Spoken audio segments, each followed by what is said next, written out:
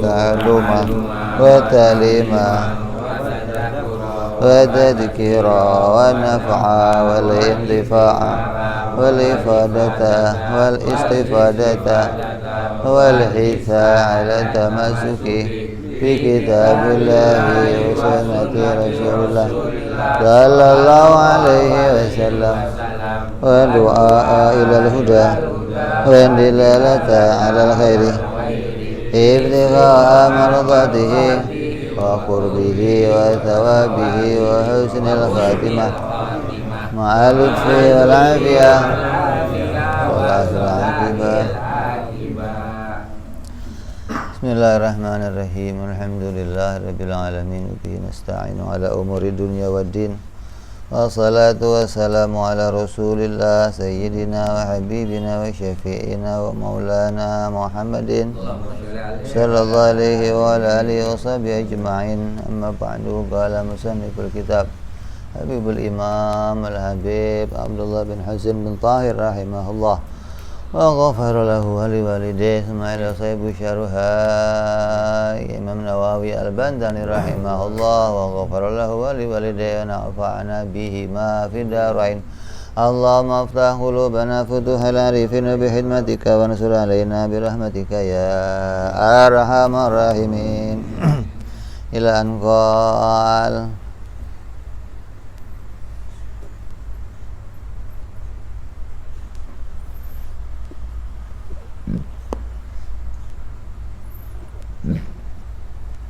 wanadabu wa'addu mahasinil mayyiti ka'annahu yasma'. Wanadabu itu meratap, termasuk maksiatnya lisan lainnya, maksiat mulut itu meratapi kematian. Ada orang mati meratap-ratap, artinya meratap itu maksudnya menyebut-nyebut nama orang mati, seakan-akan mayit itu mendengar ucapannya, kayak diajak ngomong lah, ini kenapa mati, ini kenapa, saya kan keluarga kamu ditinggal, gimana ini. Mayit itu diajak ngomong seakan-akan dia mendengar apa yang diucapkannya. Ka'ayukala, seperti dia mengucapkan wa kahfah wa jabalah wa sanadah. Ini ucapan-ucapan yang diharamkan, seperti wahai tempat pelindungku. Kayaknya si mayit ini yang jadi Tuhan dah. Duhai pemimpin diriku, duhai tempat sandaran diriku, pokoknya segalanya lah gitu. Kalau ente mati terus, siapa lagi nih yang mau saya sandarin, siapa lagi yang mau saya mintain tolong, siapa lagi. Ini meratap atas kematian seseorang, maka hukumnya haram.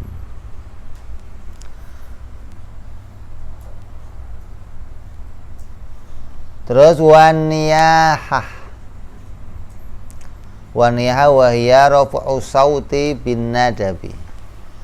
Niyah itu meraung-raung, mengeraskan suaranya ketika dia itu meratap. Jadi apa? Udah mengeluarkan kata-kata yang apa? Diharamkan, tambah suaranya dikeraskan, ditambah tangisan yang meraung-raung.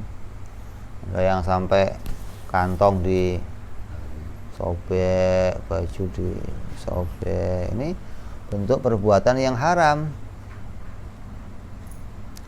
Qala Rasulullah sallallahu alaihi wasallam, abghadul aswati ilallahi ta'ala sautan. Suara yang dibenci oleh Allah ada dua suara. Artinya perkara yang sangat diharamkan. Paling dibenci itu maknanya paling, atau suara yang sangat, perkara yang sangat diharamkan.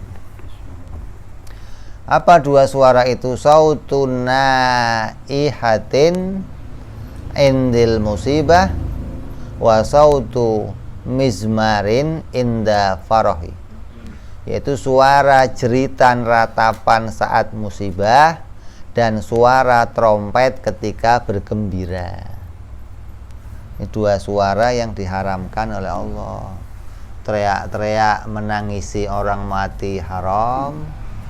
Artinya menangisi tanda kekecewaan, tanda enggak menerima pada takdirnya Allah.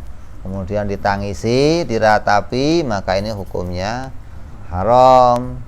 Dan juga suaranya trompet. Kalau ada orang seneng, trompet ditiupin, tahun baru trompet, ini tanda kegembiraan, maka peniupannya hukumnya haram. Trompet itu yang niup satu aja nanti, zirofil, udah satu aja, nggak usah ikut-ikut niup trompet maksudnya. Udah ada bagian niup nanti. Qala Rasulullah sallallahu alaihi wasallam, tuja'alu nawaih sofain finnar. Para peratap, orang-orang yang menangis meraung-raung itu akan dibariskan oleh Allah menjadi dua baris nanti di akhirat. Sofan an yamini ahlinar. Sof yang pertama berada di sebelah kanannya orang-orang ahli neraka. Wasoffa an shimalihim, dan sof yang kedua di sebelah kirinya neraka. Jadi sudah nggak ada beresnya, ini dua kanan kiri. Yang ngiring ahli neraka ini para peratap. Terus ngapain mereka mengiringin? Yanbahuna alaihim kama yanbahul kilab. Maka mereka satu sama lain saling menggonggong sebagaimana gonggongannya seekor anjing. Jadi yang peratap itu satu sama lain saling menggonggong bagaikan anjing. Dzakara dzalika Asy-Syamarqandi fi al-Jawahir, dalam kitab Jawahir. Makanya kalau ada sekarang peristiwa Asyura, Karbala, meratapi kematian, tangisan, haram, hukumnya haram, nggak ada begitu, nggak ada. Nah kalau ibunya meninggal, nangis gimana? Boleh. Nabi SAW juga pernah menangis ketika kematian anaknya Sayyidina Ibrahim. Artinya tangisan yang disaksikan oleh para sahabat gitu loh. Nah sahabat nanya, ya Rasul katanya nggak boleh nangis kalau ada orang mati. Yang nggak boleh itu tangisan penyesalan gitu loh, bukan tangisan kasih sayang. Kalau ini kan tangisan kasih sayang, nggak ada penyesalan takdir, nggak ada begitu loh. Takdir sudah terjadi, mesti terjadi, kamu nggak bisa mencegah takdir. Nah yang ada tangisan kasih sayang. Begitu seorang menyayangi seseorang, ketika orang itu pergi maka muncul tangisan itu karena sayangnya seseorang pada yang lain. Maka tangisan yang seperti itu diperbolehkan. Jadi kalau ada orang kok nangis waktu kematian, jangan dilarang. Jangan nangis.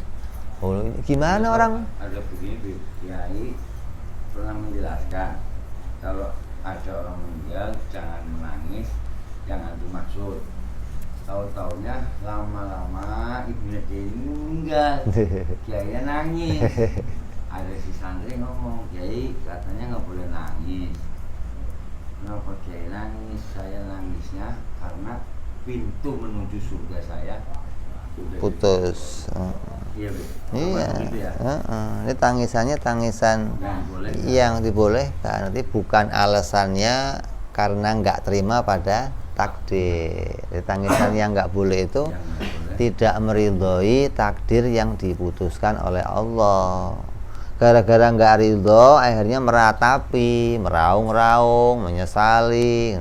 Kenapa ente mati? Kok kenapa mati? Lah sudah waktunya mati kok kenapa waktu? Terus sekarang siapa lagi yang mengurus saya? Anak-anak yang ngurus siapa? Makan siapa? Orang mati itu sejak zaman Nabi Adam pada mati. Yang jadi janda sejak zaman Nabi Adam ya banyak. Hah? Ya hidup semua. Maka kok jadi yang ngasih makan siapa? Ini kadang masalahnya waktu hidupnya si suami nggak didik agama. Suaminya rusaknya pulus lagi agama nggak dipikirin. Begitu mati begitu. Yang ngasih fulus siapa lagi? Waktu dia ngasih duit itu nggak lihat ini amanat dari Allah, alhamdulillah dapat rezeki, ini Allah yang ngasih. Ketika kamu ngomong begitu terus tiap waktu akan tercetak di pikiran istri kamu, anak kamu. Oh, ternyata dia nggak dari dirinya, dari Allah. Gitu loh. Nah, ketika dia mati, Allah kan nggak mati, gitu loh. Jadi masih ada sandaran hidupnya, masih ada tempat dia mengadu, masih ada tempat dia minta, nggak terus ikut mati, enggak. Tapi kalau semuanya dari suaminya mati lah ini. Tuhan mati kan berat. Terus apa yang hidupin saya lagi nih? Ini berat ya begini.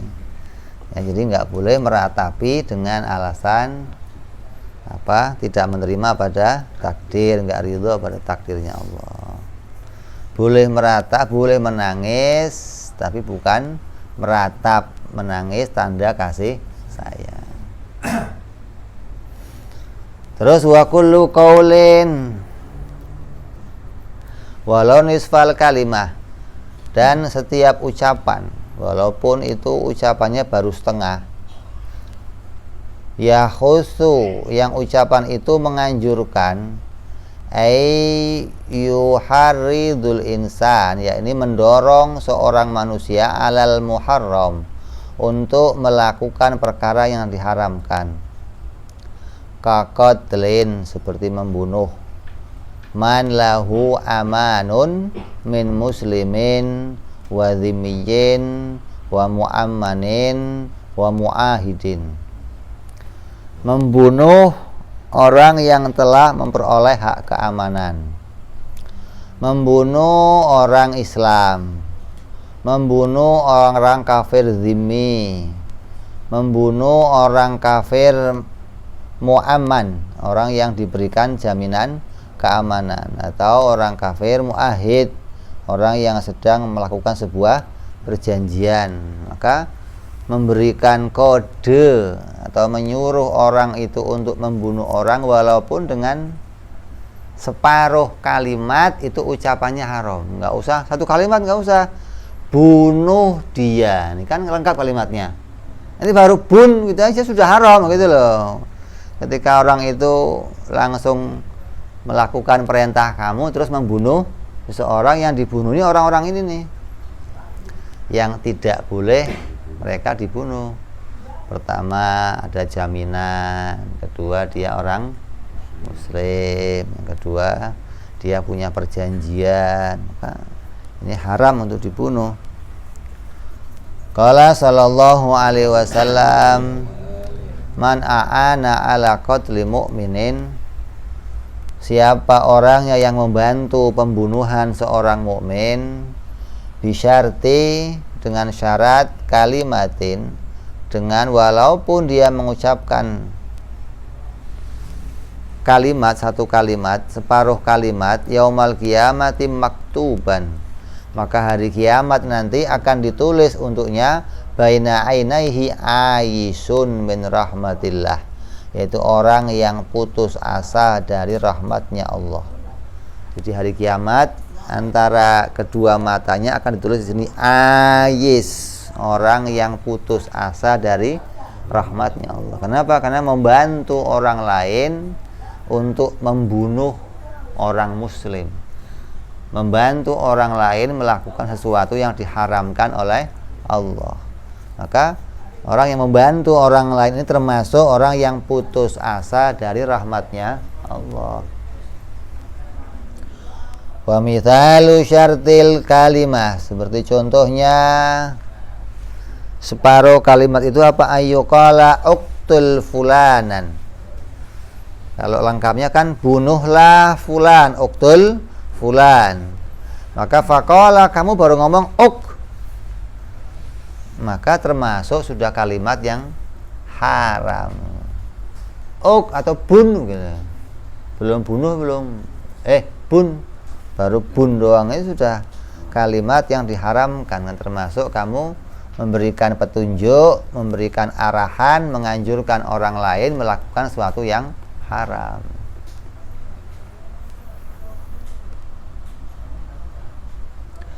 Wa qala ta'ala, Allah Subhanahu wa ta'ala berfirman, wala ta'awanu 'alal itsmi wal 'udwan, dan janganlah kamu saling tolong menolong dalam berbuat dosa dan pelanggaran. Maka bunuh tadi termasuk membantu dalam kemaksiatan.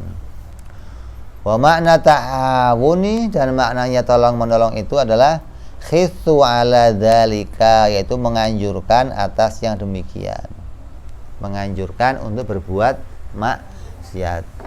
Ada lagi hadis bunyinya begini, bantulah saudaramu yang berbuat zalim. Bantulah saudaramu yang dizalimi dan yang berbuat zalim. Sahabat nanya, ya Rasulullah, kalau membantu sahabat yang dizalimi ya pantas ya Rasulullah. Lagi dizalimi, disakiti orang kita tolong. Nah kalau membantu yang berbuat zalim ini bagaimana ya Allah? Ya Rasul, maknanya membantu mencegah gitu loh, bukan bantuin. Itu bantu. Kalau bantu ayo kayak begini, maksudnya namanya mendukung. Ini bantu dengan kalimat yang mencegah, gitu loh. Jangan, stop, pegang, namanya membantu. Jadi jangan sampai salah artikan. Sahabat aja nanya, masa sih Rasul membantu orang? Kayak ada hadis lagi dari Rasul, ada orang dimasukkan surga karena dosanya oleh Allah, bukan karena pahalanya, bukan. Orang berbuat dosa, karena dosanya itu dia dimasukkan. Sahabat nanya, gimana ceritanya ya Rasul, kok bisa ada orang punya dosa malah masuk surga? Ketika seseorang itu berbuat dosa, kemudian dia taubat, kemudian dia selalu berbuat baik setelah itu, maka dosanya itu membuat dia masuk surga. Artinya dosa yang diampuni, begitu loh, bukan dosa yang nggak diampuni, dosa yang nggak ditaubati terus membawa dia masuk surga, yang nggak ada jalannya. Dosanya dosa yang ditaubati. Kenapa? Karena di akhirat itu ada satu pintu yang Allah ciptakan, namanya taibin, pintunya orang-orang taubat. Jadi orang-orang yang maksiat kemudian taubat dan diampuni oleh Allah, dan taubatnya betul-betul terjaga sampai matinya, akan dimasukkan ke surga lewat pintu taibin.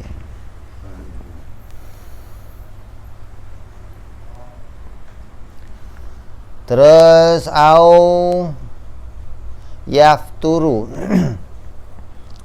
dan juga ucapan yang melemahkan, ayaqta'u yang memutuskan, menghentikan, an wajib, dari penunaian perkara yang wajib.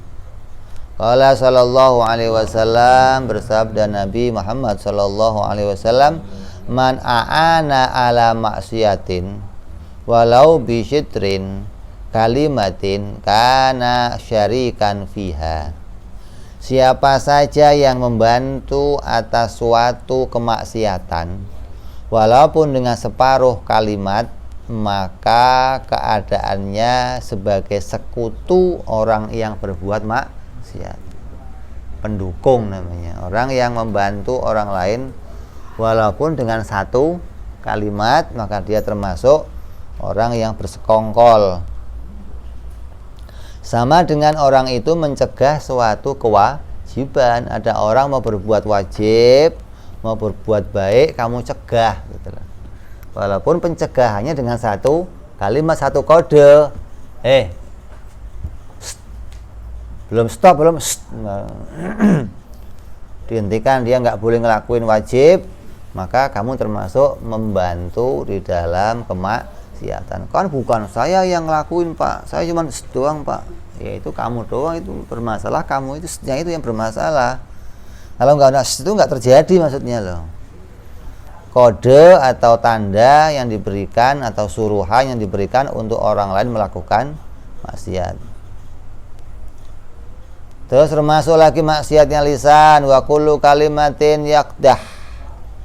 Dan tiap-tiap kalimat yang menodai ayyaqibu wa yunqidu, yaitu yang mencemarkan atau mengurangi kemuliaan fiddin di dalam agama.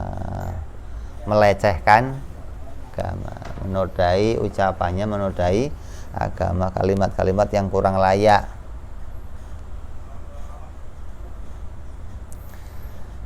Agama itu apa? Wahwa, yang namanya agama, wad'u ilahiyun, sesuatu ketetapan yang diletakkan atau dikaitkan oleh Allah, atau peraturan yad'u ashabal uqul, yang mendorong atau memanggil orang-orang yang berakal ila qaubulin, kepada penerimaan ma huwa min indir rasul, segala perkara yang berasal dari Rasul alaihi salatu wassalam. Peraturan yang berkaitan dengan ketuhanan, nanti peraturan yang datang dari Allah, yang mendorong semua orang yang berakal untuk menerima segala macam aturan yang datang dari Nabi Muhammad Sallallahu Alaihi Wasallam. Makanya begitu namanya adalah agama. Jadi agama itu isinya peraturan yang datang dari Allah untuk orang-orang yang berakal. Kalau orang yang nggak berakal, maka dia tidak mendapatkan bagian dari agama, atau orang-orang yang tidak terpanggil untuk mengerjakan sesuatu yang datang dari Rasul, tidak terpanggil untuk menerima.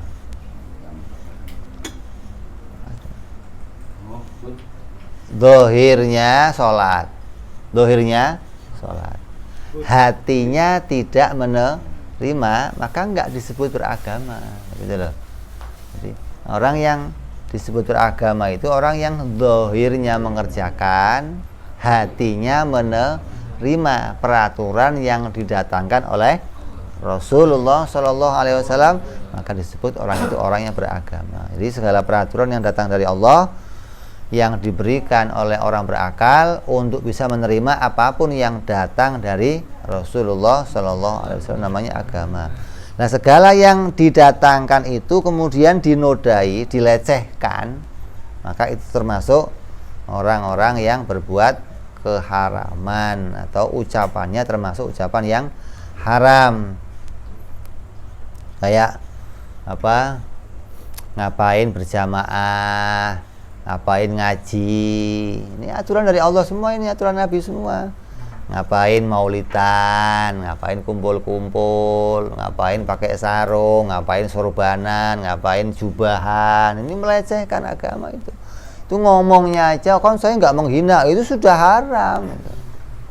Nah, termasuk mengurangi atau merendahkan suatu keadaan yang dimuliakan oleh Allah, yang harusnya kita agungkan, yang harusnya kita junjung, malah direndahkan.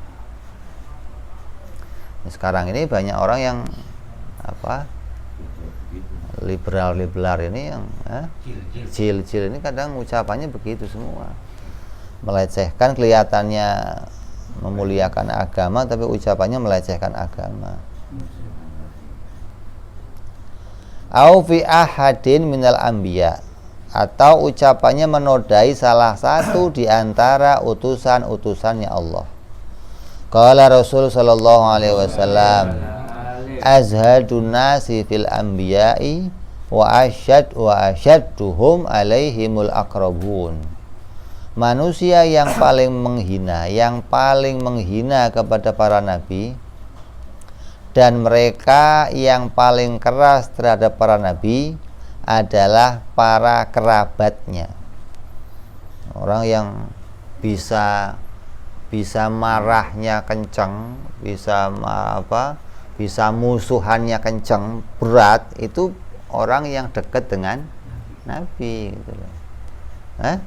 Musuh beratnya Rasulullah siapa? Abu Jahal, Abu Lahab, Abu Sufyan, orang dekat semua ini kan, sepupunya, pamannya.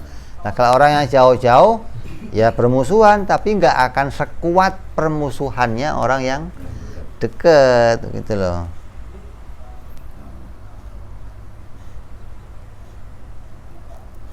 Lah, orang yang sampai menghina atau memberikan ucapan-ucapan yang nggak pantas pada Nabi, maka termasuk satu kemaksiatan, ucapan yang termasuk kemaksiatan, mau itu dari keluarganya, mau itu dari orang jauh, mau siapa aja, termasuk itu kemaksiatan. Jangan, oh ini kan keluarganya nggak apa-apa, nggak ada, siapa saja yang ucapannya merendahkan atau menghinakan seorang nabi, maka itu termasuk satu kemaksiatan. Au fil ulama, atau ucapannya menodai atau merendahkan para ulama, orang-orang yang ahli ilmu syariah, orang-orang yang membimbing umat, orang-orang yang mengajak orang kepada jalannya Rasulullah Sallallahu Alaihi Wasallam, kemudian kok dihina, dilecehkan, diejek, dibully. Nah, ini hati-hati ini, ya, ulama-ulama kita sekarang dipersekusi, kriminalisasi di sosmed, apalagi ya Allah, dibikin gambar-gambar seperti itu, hati-hati ini. Qala Nabi sallallahu alaihi wasallam, ughdu aliman au muta'alliman au mustami'an au muhibban wala takunil khamisata fatahlika. Jadilah engkau adalah orang-orang yang punya ilmu. Kamu disuruh jadi orang yang mau menuntut ilmu. Setiap di antara kita dituntut, disuruh untuk jadi orang yang menuntut ilmu atau menjadi pelajar,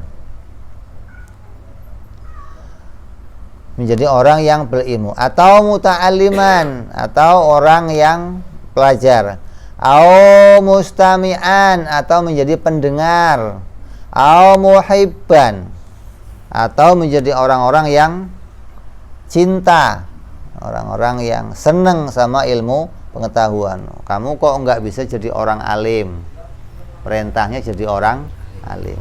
Enggak bisa jadi orang alim, ya kamu jadi pelajar. Mau jadi orang alim harus belajar. Nggak ada orang alim kok saya mau wirid bib laduni biar langsung pinter. Terus jangan ngimpi lah ini mau laduni apa gitu. Duduk, buka kitab, tulis, nah, pinter kamu. Laduni. Akhirnya wangsit yang masuk nanti.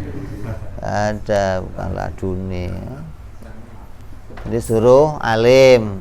Kok belum bisa jadi orang alim, ya terus jadi pelajar. Kamu ngaji sono, ngaji sini. Kalau belum alim ya ngaji sono, ngaji sini terus. Yang alim aja masih ngaji terus sampai mood, nggak ada berhentinya ngaji itu. Oh ini sudah alim, sudah nggak ngaji lagi. Oh seberapa ilmu kamu? Kok sudah alim nggak ngaji lagi? Terus kalau nggak bisa jadi orang yang belajar, nggak sempat belajar, nggak sempat ngaji di pesantren, paling nggak apa? Mustami'an, jadi orang yang senang mendengarkan ilmu pengetahuan. Ini jiping namanya. Namanya jiping, mendengarkan. Pokoknya nah, kalau yang belajar gimana? Nulis, dengerin apa kita buka, oh ya, nah, itu belajar namanya. Nah kalau pakai kuping itu jiping namanya.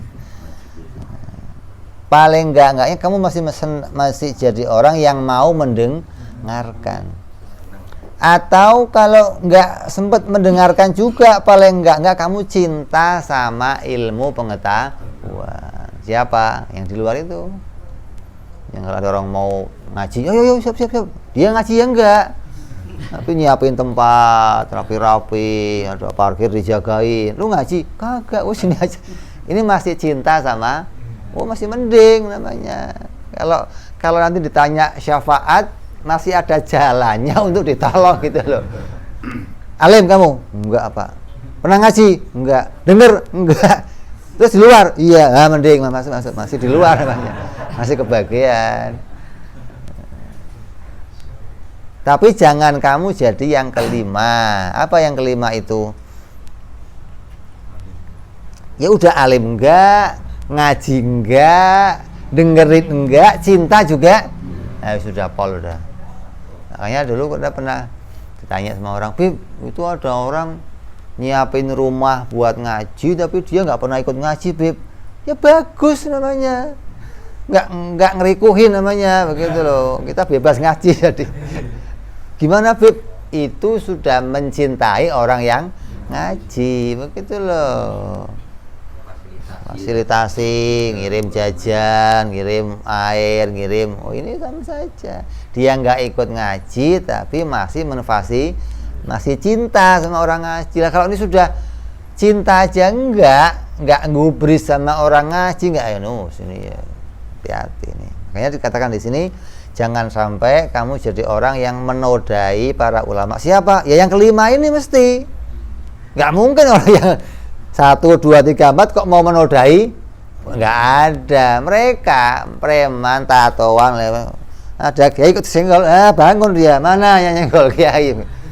Itu masih cinta. Jangan dikira Allah bikin preman di jalan-jalan itu untung. Apa untungnya? Kalau kiai kok bannya kempes di jalan, mereka dulu yang nolongin. Siapa nolongin emang? Banser. Di mana Banser? Mereka dulu ambil miring-miring juga, bantuin dongkrak. Saya yang sehat, dongkrak nggak kuat. Dia mau dongkrak, ya nggak kuat loh. Saya aja yang sehat nggak kuat, apalagi lo. Tapi semangatnya bantu itu ada gitu loh. Tinggi perjuangannya. Jangan dikira yang meler-meler itu enggak. Pokoknya kalau di hatinya masih ada cinta sama ilmu pengetahuan, ini masih masuk bagian dari yang 4 tadi. Jangan sampai bagian yang ke-5. Maka di antara orang yang sering mencaci ulama, yang kelima ini nih, ulama dibully, ulama di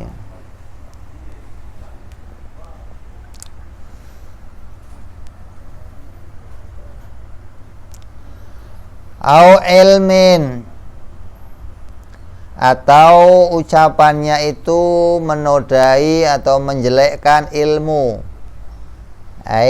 asyar'i wa ma yata'allaqu bihi, yaitu ilmu-ilmu yang berkaitan sama syariat atau yang berkaitan yang berhubungan dengan itu semua.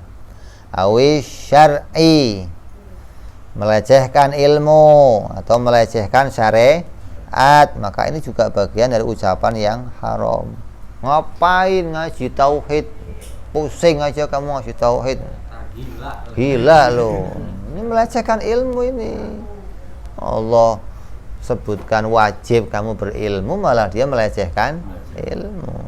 Malah dikatakan oleh Habib Thahir bin Husain itu, Habib Husain bin Thahir mengatakan bahwa ma'rifatul ma'bud itu asas, bangunan dasarnya agama. Nah ya dong. Asasuddin, di antara asasnya agama, pondasinya agama itu ma'rifatul ma'bud, bahwa hakikatu makna syahadah.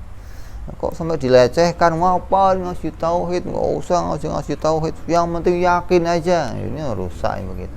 Hati-hati nih.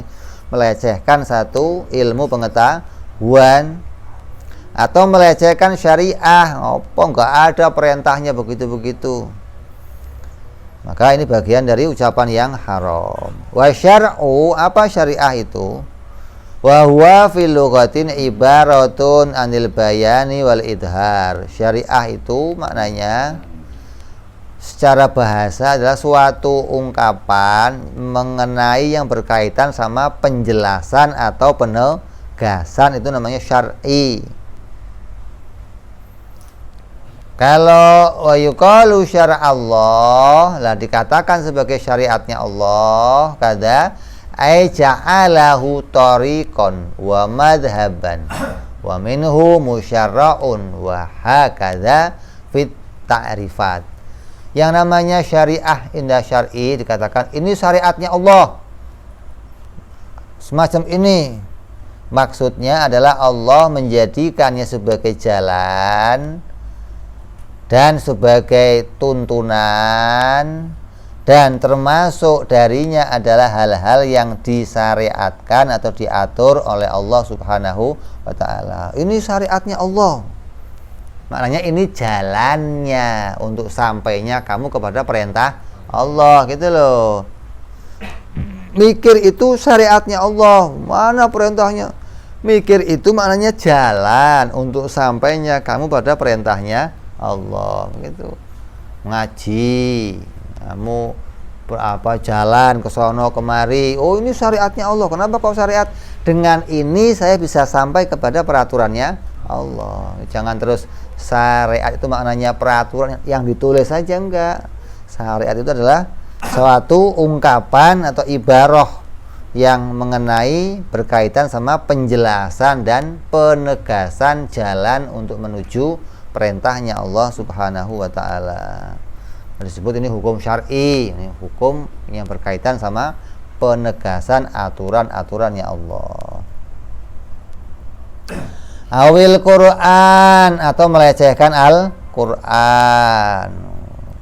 Qala sallallahu alaihi wasallam, al-jidalu fil Quran kufrun. Orang yang berdebat mengenai Al-Quran adalah kafir.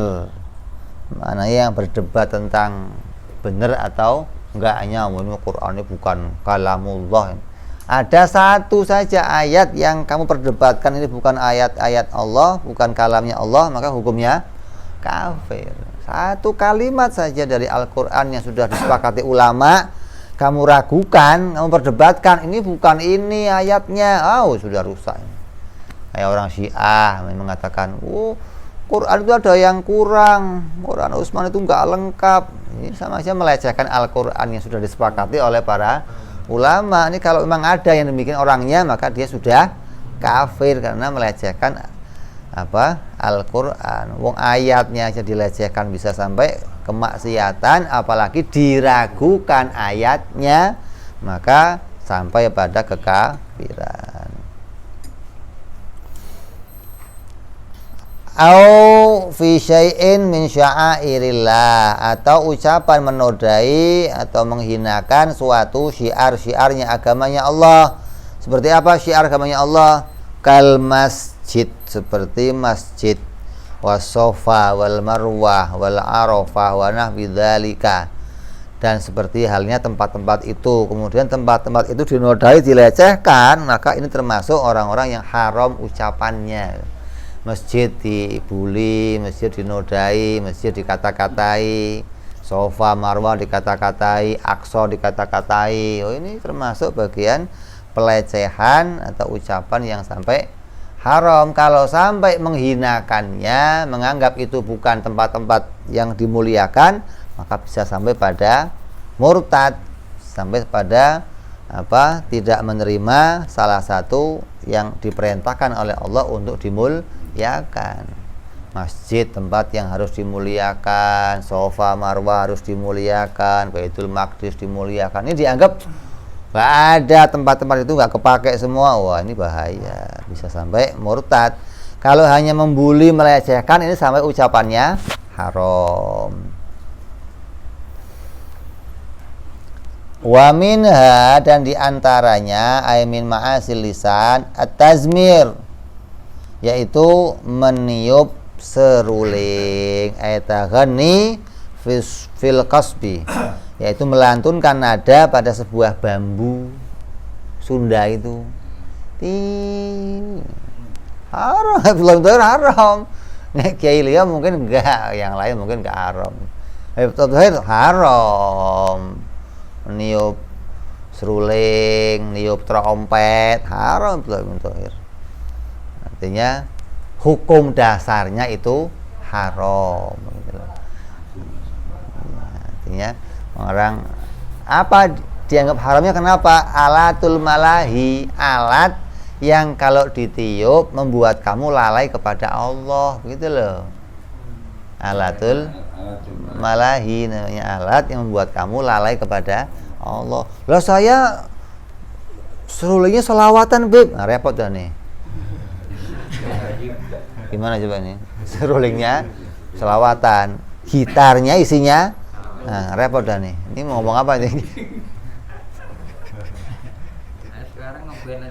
Lah ya, ini mau alatnya haram tapi isinya berpahala. Jadi maka kembalikan ke asalnya. Kalau alat itu membawa kamu lalai sama Allah, hukumnya haram. Jadi dasarnya diharamkan melalaikan kamu kepada Allah. Ini alasan ulama. Tapi kalau yang ketat nggak ada alasan, haram, titik. Kan berarti mau isinya apa, alatnya yang lain. Jangan itu alatnya pakai. Ini yang ketat begitu, udah nggak ada toleransi maksudnya. Lah itu Hadramut yang pada apa namanya, gambus, yang pada hajir itu seruling semua pakainya hajir. Hah? Isinya qasidah madah kepada Allah, madah Rasulullah. Terus gimana? Kembali tadi, kalau mau bicara penggunaannya melalaikan kepada Allah, ya kembali pada hukum dasar ini. Tapi kalau alatnya sudah dimanfaatkan untuk membuat sesuatu yang mengingatkan kamu kepada Allah, maka ulama ada yang mengasih toleransi. Oh boleh, yang penting dipakai untuk mengingat Allah, karena sesuatu itu jadi mulia karena untuk mengingat Allah, begitu loh. Nah, dasarnya seruling kan bukan najis. Gitar nggak najis, seruling nggak najis, gitu loh. Terus jadinya apa haramnya? Haramnya bil fi'li, gitu loh. Bukan haram dzati, bukan. Dzatinya nggak haram, fi'linya jadi haram. Apa fi'linya haram? Kalau sampai melalaikan Allah, sampai membuat kamu lupa kepada Allah, maka hukumnya haram.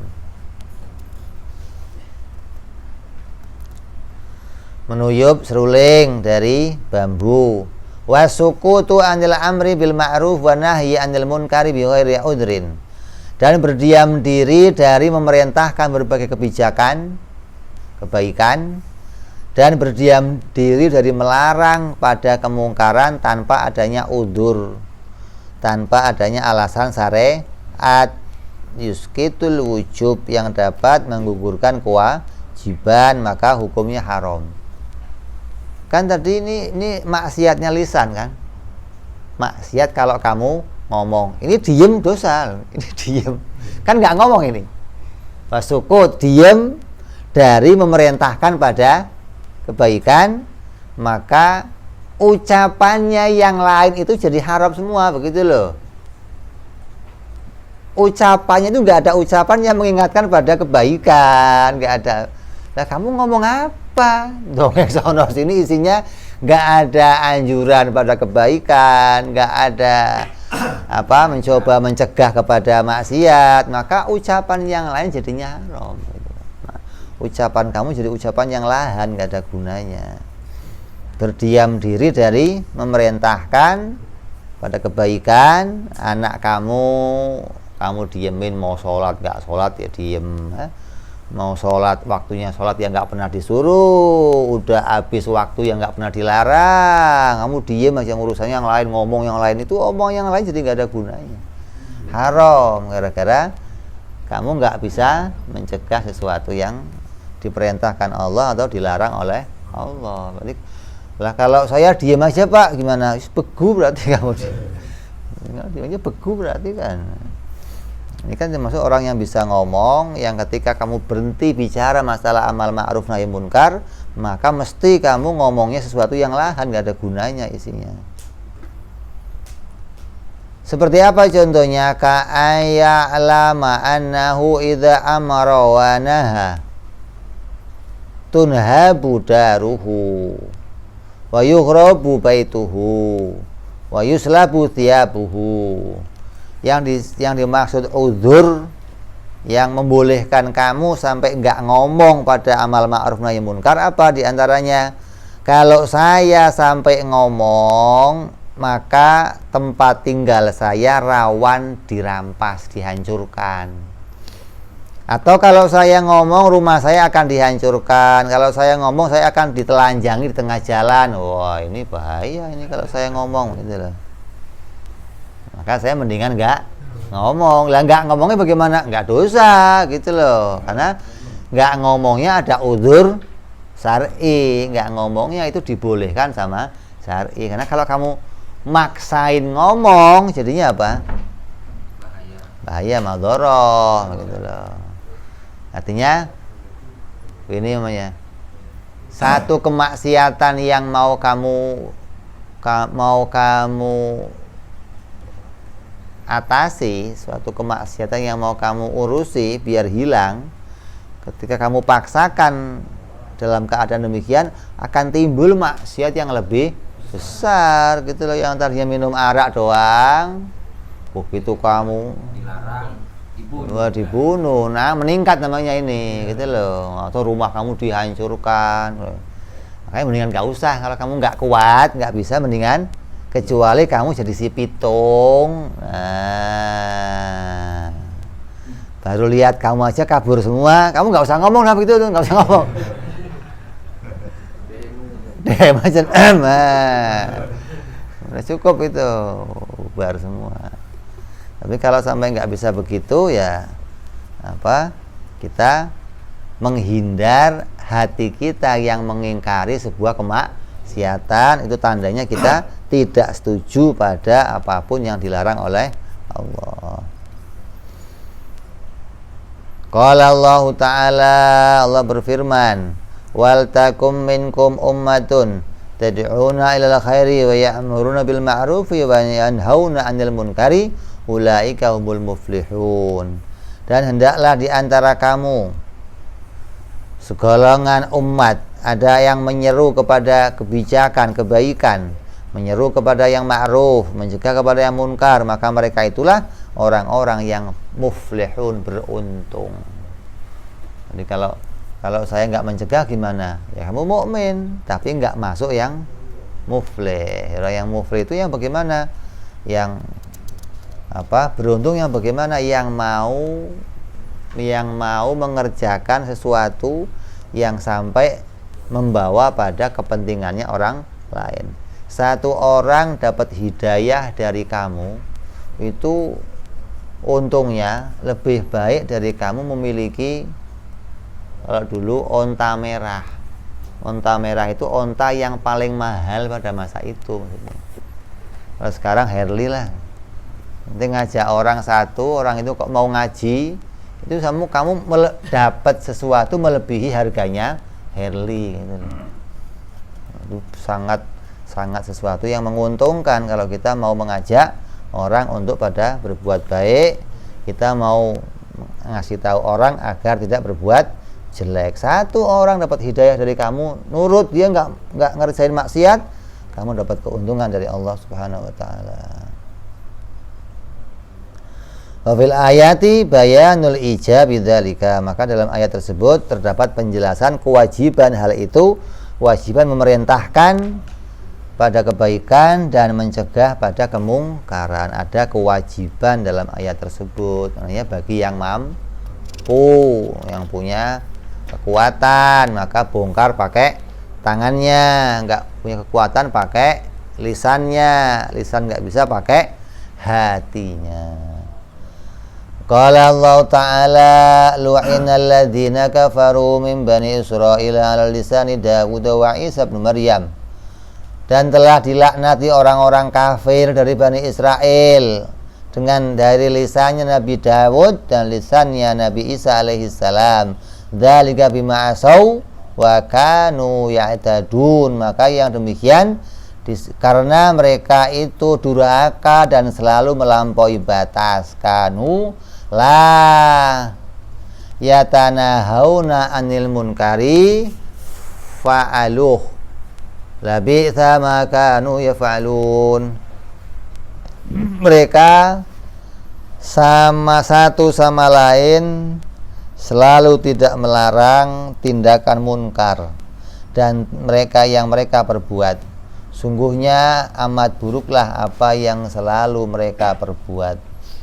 Tidak pernah saling mencegah kemaksiatan yang terjadi di antara mereka gitu loh. Jadi kalau sudah satu kaum, satu kampung nih, ono maksiat kamu diem, kamu maksiat dia diem, ono maksiat ini diem. Itu sekampung itu sudah rusak semua. Maka ini yang terjadi pada Bani Israel gitu loh. Jadi orang Bani Israel itu asalnya begitu. Apa? Mereka itu dilarang mancing hari Sabtu. Kalau Sabtu dilarang mancing. Jumat boleh, Minggu boleh, Sabtu nggak boleh. Hari lain boleh nih, pokoknya seminggu itu boleh, yang nggak boleh cuman lah ikannya paling banyak Sabtu. Asal hari lain ikan gimana ini? Kan ngece nih, ikan gimana sih? Hari lain nggak muncul, Sabtu. Terus satu orang di antara mereka nyobain, coba saya masang pail hari Jumat. Nanti Minggu kan saya Sabtu nggak ikut-ikut Pak. Gitu loh. Satu orang didiemin. Begitu minggunya dapat, dapat dia. Minggu besok 2 orang nambah.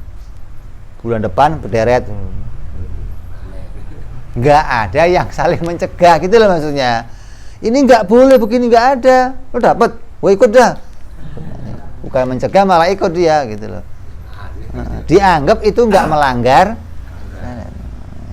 Yang demikian bentuk suatu yang diharamkan karena kamu nggak peduli pada apa yang menjadi syiar-syiar agama. Maka dilaknati mereka melalui lisan Nabi Dawud dan lisannya Nabi Allah Isa alaihissalam. Artinya di kitab Taurat, di kitab Zabur dan di kitab Injil.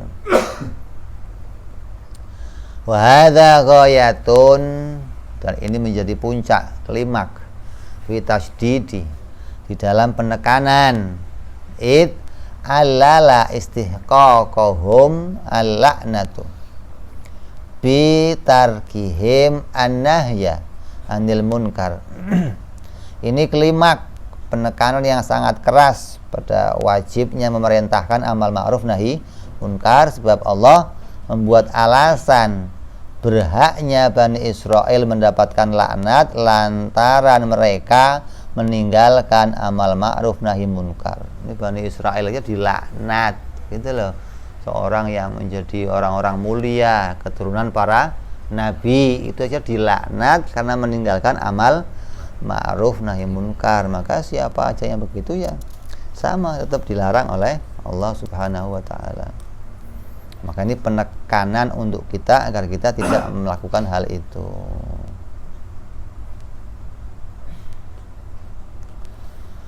Kemudian di antara maksiat lisan yang lainnya kita teruskan yang akan datang. Wallahu alam bishawab, wa ila hadratin nabi. Al-Fatihah.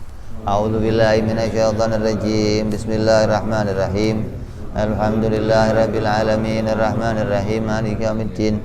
Iyyaka na'budu wa iyyaka nasta'in ihdinas siratal mustaqim siratal ladzina an'amta 'alaihim ghairil maghdubi 'alaihim waladdallin. Amin.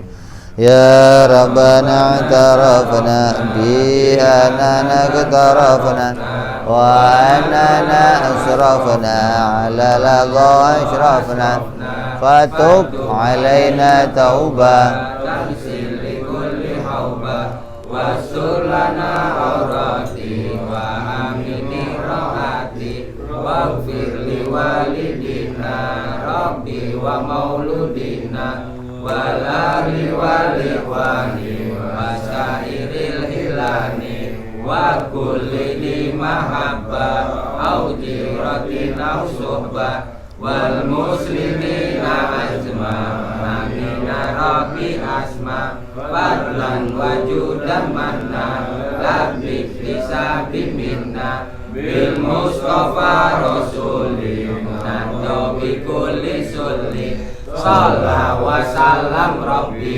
عليه أدى الحبيب وآله وصحبه عدد توسي صحبي والحمد لله في البر والتناهي سبحان ربك رب العزة عما يصفون سلام على المرسلين والحمد لله رب العالمين.